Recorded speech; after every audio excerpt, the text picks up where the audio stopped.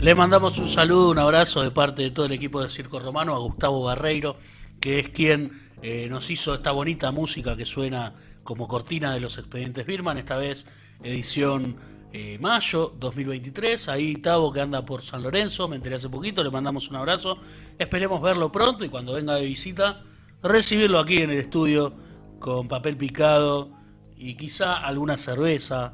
Hoy que es el Día Internacional, el Día Nacional de la Cerveza, y más adelante nuestro amigo el Moro Martín Quispe va a estar hablando al respecto y obviamente abriendo el juego para que todos aquí hablemos, porque todos tenemos anécdotas con cerveza.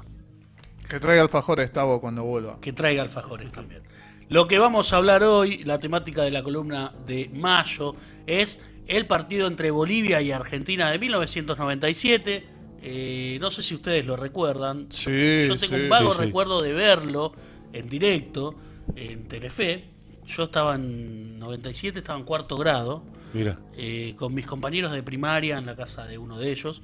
Hace poco me enteré, porque sí, para mí, siendo chiquito, me quedaba como el recuerdo de, se cagaron a trompadas, lastimaron a Julio Cruz. Hace poco me enteré de lo que hubo detrás. Es interesante. Es interesante. Vamos a hablar de este encuentro futbolístico que se disputó el 2 de abril de 1997, cuando la selección argentina de fútbol, comandada por Daniel Alberto Pasarela, debía visitar a su par boliviana en el estadio Hernando Siles, con los famosos 3.500 metros de altura sobre el nivel del mar. ¿Cuál es el problema con la altura? ¿Viste? Que siempre, no, hay que ir a La Paz. Bueno, River hace poco tuvo que jugar en la altura de La Paz, perdió. ¿Cuál es el problema con la altura? Cuanto mayor es la altitud, disminuye la presión atmosférica. Esta bien, es una parte un poco teórica, tratamos de simplificarla lo más posible, pero me parecía que estaba bien comentar un poco porque, como decíamos, siempre se habla de la altura, que no se puede respirar, pero no se dice mucho. Cuanto mayor es la altitud, disminuye la presión atmosférica, lo que provoca que el aire se vuelva más delgado y que haya menos oxígeno disponible. Esta condición del terreno puede producir dolor de cabeza, mareos, cansancio, náuseas, pérdida del apetito, irritabilidad y dificultades respiratorias, entre un montón de otros síntomas. La mayoría de las personas puede ascender hasta 2.000 metros en un día sin ningún problema, pero superando los 3.000, aproximadamente el 40% sufre el mal de la altura. Los órganos más afectados suelen ser el cerebro y los pulmones, pero luego de unos pocos días el cuerpo se aclimata y logra generar los glóbulos rojos necesarios para transportar oxígeno a los tejidos. Sintetizando lo que dicen los medios: falta el aire y no se puede respirar. Eso era más fácil. Por estas razones, el cuerpo técnico del albiceleste concentró a casi todo el plantel en La Quiaca, esto es en Jujuy, durante 20 días, un montón de tiempo para un partido de eliminatorias, algo similar a lo de la selección de Bilardo en Tilcara previo al Mundial del 86, pero esto por un partido contra Bolivia, con la intención de aclimatar a los jugadores. El entrenador argentino había manifestado que no quería disputar el encuentro en estas condiciones, decía que era inhumano jugar en La Paz, y que el público local estaba obviamente irritado con él a partir de estas declaraciones. El ambiente incluso lo llevó a suspender la conferencia de prensa previa al partido correspondiente a la segunda ronda de las eliminatorias de cara al Mundial de Francia 98, como decíamos, ya que el periodismo del país vecino estaba demasiado hostil. El periodismo, viste que a veces para vender un partido te aumenta. No sé, Figal, por ejemplo, dijo gallinero. Hasta los hinchas de River le dicen gallinero, claro, al estadio de River, y se armó un quilombo bárbaro. Era un irrespetuoso. Bueno, es como el boxeo, ¿viste? Que te arman un quilombito para darle mayor prensa al asunto. Bueno, el periodismo come de eso muchas veces. Y vamos directamente a hablar del partido. El equipo visitante saltó aquella tarde al campo de juego con... Van a aparecer algunos nombres que para los noventosos nos van a traer recuerdos, pero a mí me sorprendió. Yo no recordaba que algunos jugadores habían jugado en la selección. Argentina. Sí. Si uno los mira ahora, eran medio pelo algunos. Claro, sí. Arco, Nacho González, Sí. arquero de Racing. Pantalones largos, siempre. Siempre. Defensores: Nelson Vivas, Roberto Sensini, Pablo Paz Pablo Paz. y Juan Pizorín. Juan Pizorín, un crack. En el medio campo, Hernán Díaz, Gustavo Zapata y Diego Caña. Pipo Gorosito como enganche. Mirá. Y arriba, el Chelo Delgado y Julio Cruz. Gustavo Zapata y Diego Caña en el mediocampo, junto a Pipo Gorosito. Eran dos tractores, no podían Sí, correr sí. nunca, ¿no? En la altura. No corrían, eran posicionales, pero de correr no hablemos. La decisión de sentar en el banco a Juan Sebastián Verón y a Ariel Arnaldo Ortega, que eran habituales titulares en el equipo de Pasarela, tuvo que ver con que se habían sumado tarde a la concentración y no quisieron exponerlos a el clima, la altura, etcétera. El primer tiempo culminó 1-1, quien se puso en ventaja fue el equipo boliviano, con gol de Marco Sandi a los 8 minutos, y Argentina lo empató con un gol de Gorosito, de penal. De penal.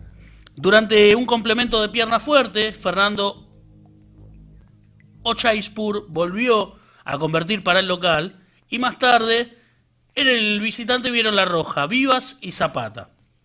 La segunda expulsión desató un entredicho cuando el volante argentino quiso llevarse a algún adversario expulsado con él y bueno, alguna maña, alguna travesura para ver si picaba algún integrante del plantel boliviano, y comenzaron las provocaciones. El arquero Nacho González le pegó un cabezazo a un rival y tiempo después recibiría 3 fechas de suspensión. Se ve que no fue advertido por el árbitro, no lo vio y zafó en el momento. Este hecho fue un anticipo del bochorno que se avecinaba y que ocurriría minutos después. Julio Cruz se dirigió apurado a sacar un lateral con la idea de reanudar el juego rápidamente y disipar la situación, pero no la pudo disipar mucho, porque cruzó insultos con el banco de suplentes de Bolivia, que se encontraba en ese sector de la cancha. Y fue entonces que el chofer del micro ¿Qué hacía ahí, no? le pegó un puñetazo en el pómulo derecho, sin mediar palabra, Qué sin genial. ningún entredicho previo. Pero qué- Tomá.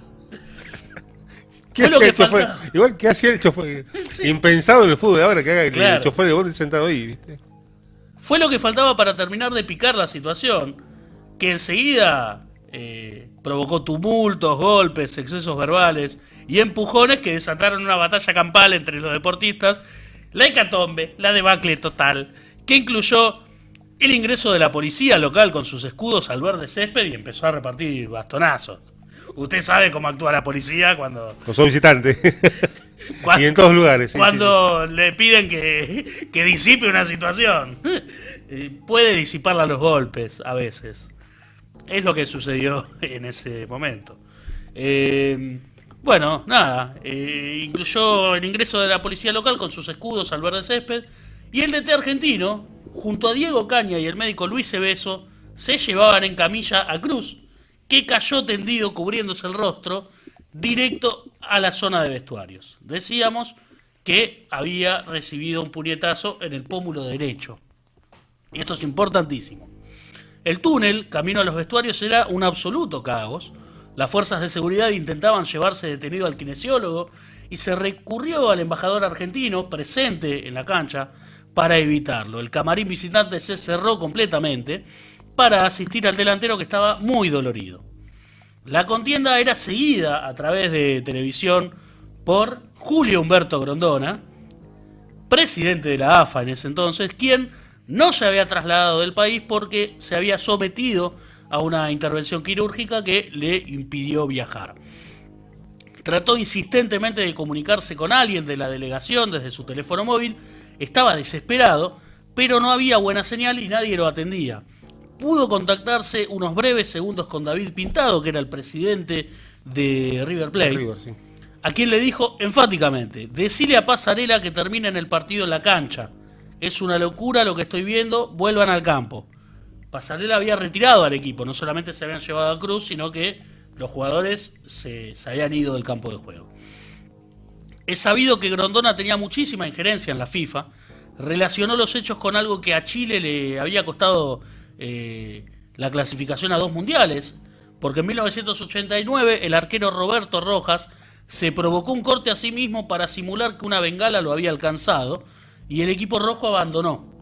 El titular de la AFA había participado de aquella investigación y de la mesa chica que decidió el castigo, y conocía desde adentro el manejo de la situación cuando un equipo abandonaba y que aquel hecho había sentado obviamente un precedente.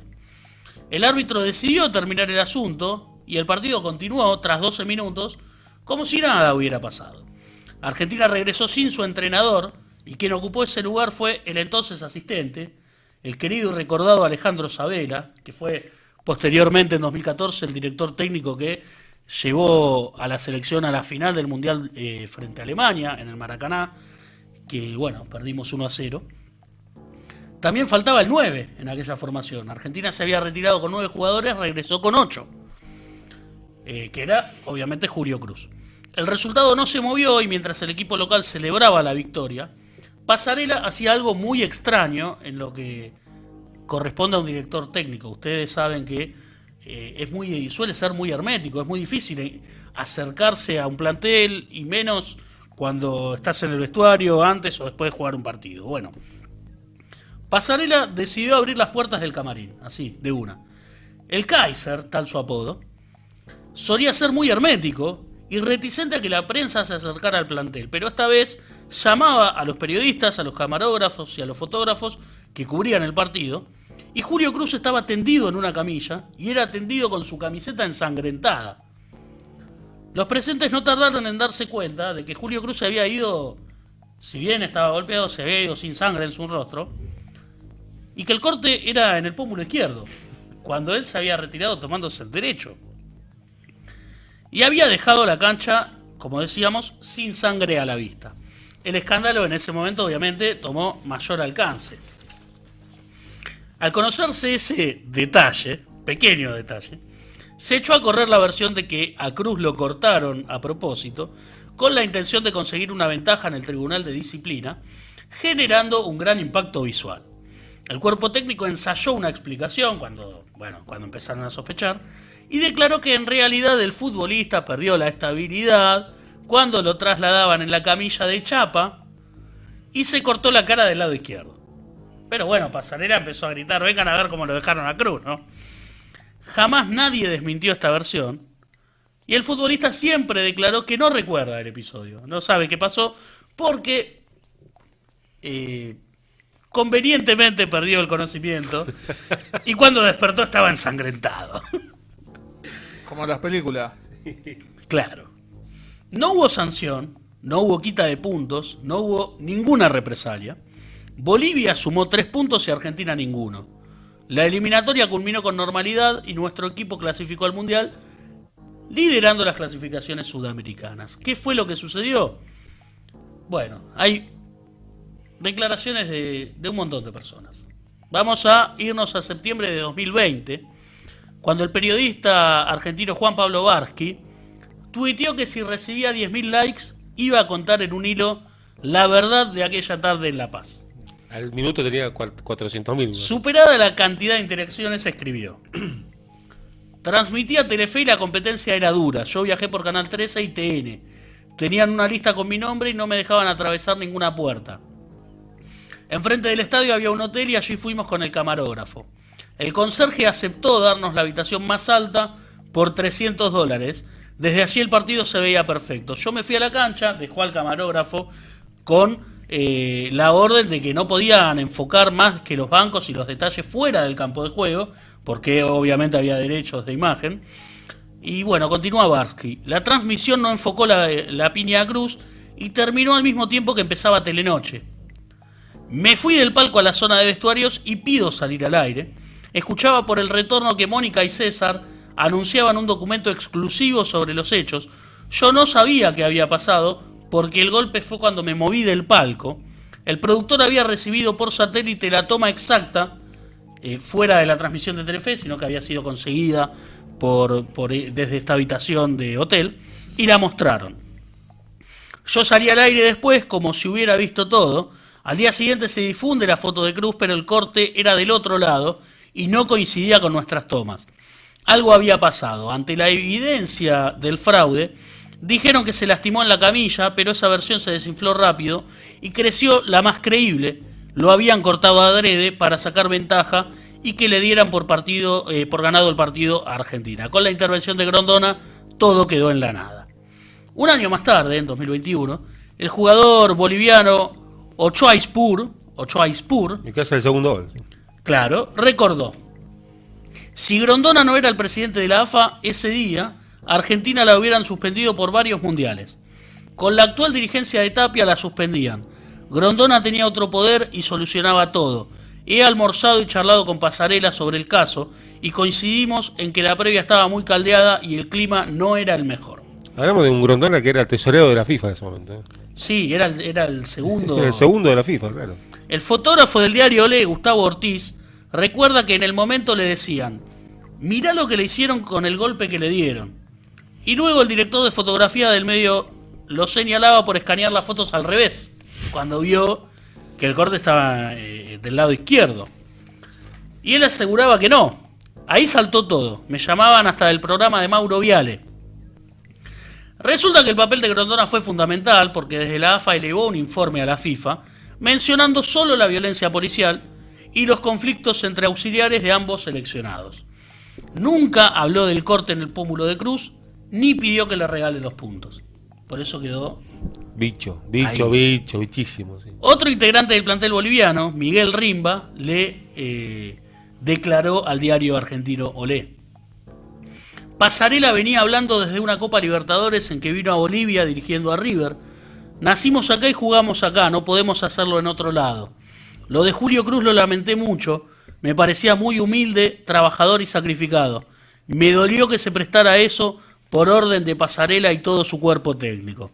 Y más tarde, unos cuantos años más tarde, no tengo la fecha, en la típica columna de la revista El Gráfico, todos la hemos leído alguna vez, Sí. había una columna que era 100%, que eran 100 preguntas a un personaje. Bueno, el personaje entrevistado, ¿quién era? Don Julio. Don Julio Humberto Grondona, de primero de Viamonte. Y le preguntaron al respecto, ¿qué pasó en La Paz?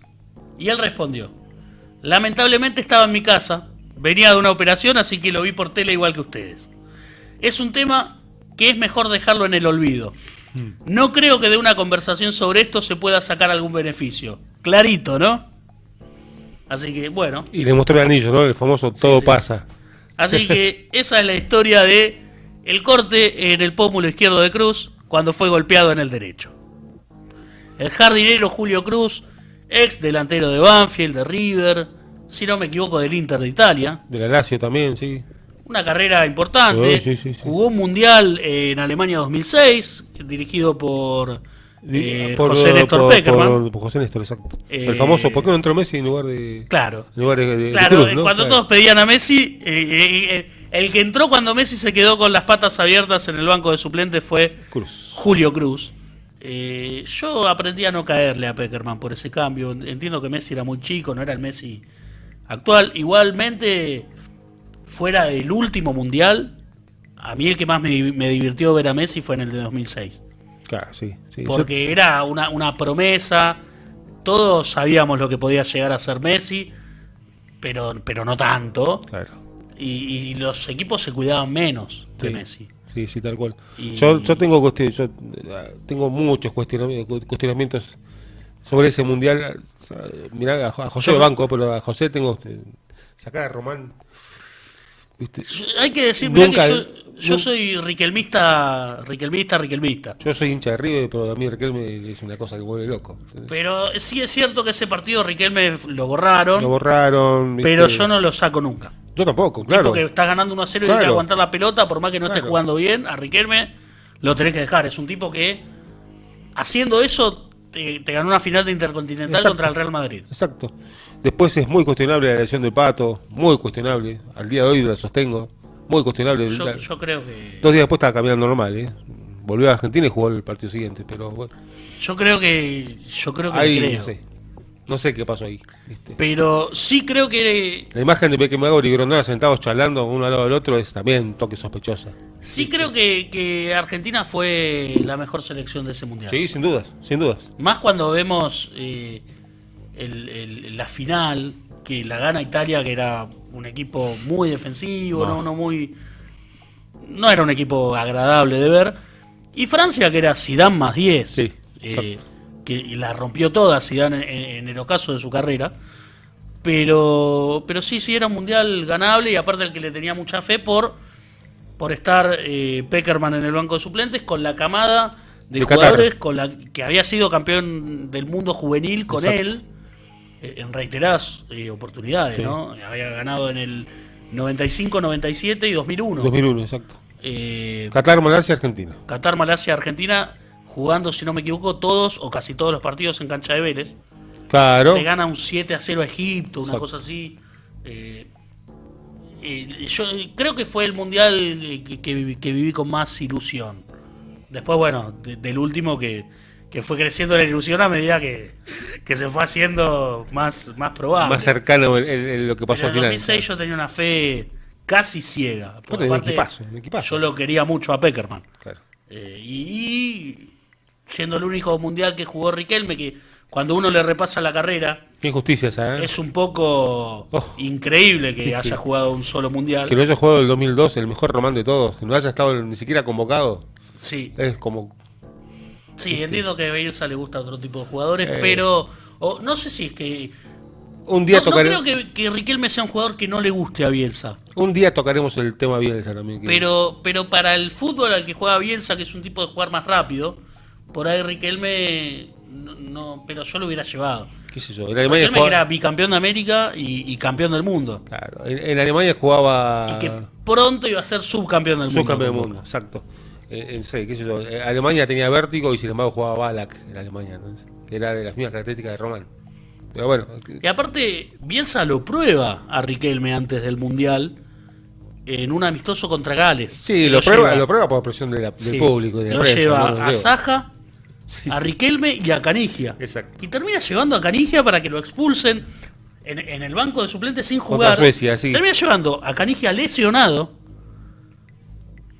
que servía para una hipotética segunda ronda, Exacto. que encima lo echan en el banco de suplentes. Para eso llevarlo a Riquelme. Sí. Para que no juegue de última, Sí, pero sí, estaba en sí, condiciones. sí. Bueno, Como te digo, como les digo, algún día tocaremos el tema Bielsa, que para mí es. Yo entiendo, yo considero, desde mi absoluta humildad, que sé bastante de fútbol, porque miro mucho fútbol, y es un tema, para mí, polémico hablar de Bielsa a favor. Yo no hablo nunca a favor de Bielsa, jamás. a mí Más Bielsa- allá de la enseñanza que puede dejar, pero en cuanto al el término estrictamente futbolístico, yo nunca tendría mi equipo a Bielsa, jamás. Mira, yo creo que los planteos de Bielsa, el fútbol al que intenta jugar es interesante. Sí creo que ha tenido pocos éxitos en cuanto a los títulos, pongamos. Tiene otros éxitos que a mí me parecen valiosos, pero es un técnico que si yo tuviera un equipo grande no lo llamaría. No. Me gusta más Bielsa como un tipo... lo que más me gusta de Bielsa son sus conferencias de prensa, y sostengo que el mundo, no el fútbol, el mundo funcionaría mejor con una persona con los valores de Marcelo Bielsa. Para mí es un tipo que cada vez que lo escucho hablar me enseña algo. Totalmente de acuerdo. Un Ahora, formador de jugadores, que a mí me parece que está muy bien eso. Los mejores jugadores que él ha dirigido, si bien no han ganado nada con él, hablan maravillas. Habla maravillas, sí, sí, sí. Y me totalmente. parece un técnico que tiene un valor muy grande. Ahora, en cuanto a lo puntualmente técnico, estrategia futbolística, mira, parece es súper cuestionable. A mí me gusta, pero entiendo que hay una cuestión del personaje que lo convierte casi en incuestionable. Exacto. Y lo que yo digo de lo que me gusta de él, un poco lo lamento también por una cuestión de que es la excepción a la regla. ¿Cuántos técnicos hay en el mundo que se los valore por formar jugadores y enseñarle a sus dirigidos y ser un declarante interesante cuando hace una conferencia de prensa, más allá de que gane o no gane títulos? Bielsa. Sí, solamente. Solamente, Y- porque después hay y- otro y que. en ese sentido me parece bastante hipócrita.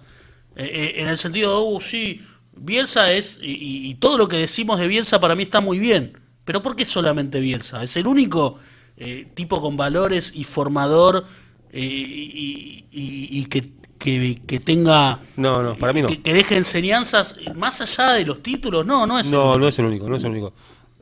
Tenemos casos de. Y lo valoro y lo quiero, ¿eh? Totalmente de acuerdo. Tenemos casos de técnicos mega exitosos que están a la altura de las cuestiones verbales de Bielsa. Ancelotti para mí es una eminencia. Klopp, de los más jóvenes, bueno, Guardiola es un alumno directo de Bielsa, ¿no? Habla muy bien, se expresa muy bien. Y después tenés no me acuerdo el nombre ahora, porque lo escucho bastante cuando tengo la oportunidad de escucharlo, el técnico, que es el que es el técnico ahora del Múnich. Es un tipo joven también. Sí, Es un no nombre tengo impronunciable también, tanto están a la fútbol altura y internacional. con otra realidad también, ¿no? Vamos. Pero, no, claro. Sí, a mí me encantan los técnicos que cuando hablan se enfocan en la parte humana del jugador, de alguna manera es, entre comillas, visto como un padre, si se quiere. Incluso Bielsa cuando habla de la sociedad es un tipo muy interesante. Totalmente, sí. Y no hay tantos técnicos que enseñen a ese nivel, por ahí sin despegarse un poco de la temática del fútbol, pero siendo muy claro lo que quiere decir. Es un gran analista del periodismo, por ejemplo, y de los medios de comunicación, y a mí me parece súper interesante, pero creo que funcionaríamos mejor si midiéramos el éxito desde otro lugar, porque con Bielsa la excepción sí la hacemos, pero con, qué sé yo, Capa es un perdedor para todos, Claro. por ejemplo, Claro. por nombrar a uno solo, ¿no? Hay unos cuantos. Valdano, ¿no? Valdano es otro caso. Bueno, son todos perdedores menos Bielsa. Claro. Bueno, Expedientes Birman de mayo, no sabemos de qué vamos a hablar en junio. Sugieran lo que quieran, comenten, hagan lo que se les antoje. Pronto en YouTube, en el canal de Circo Romano, en mi canal personal, en la página circoromano.com.ar. Un abrazo a todos, muchas gracias y continuamos en un rato, ¿no, Moro? Continuamos después. Gracias, Andrés, por la columna, obviamente. Pero por favor,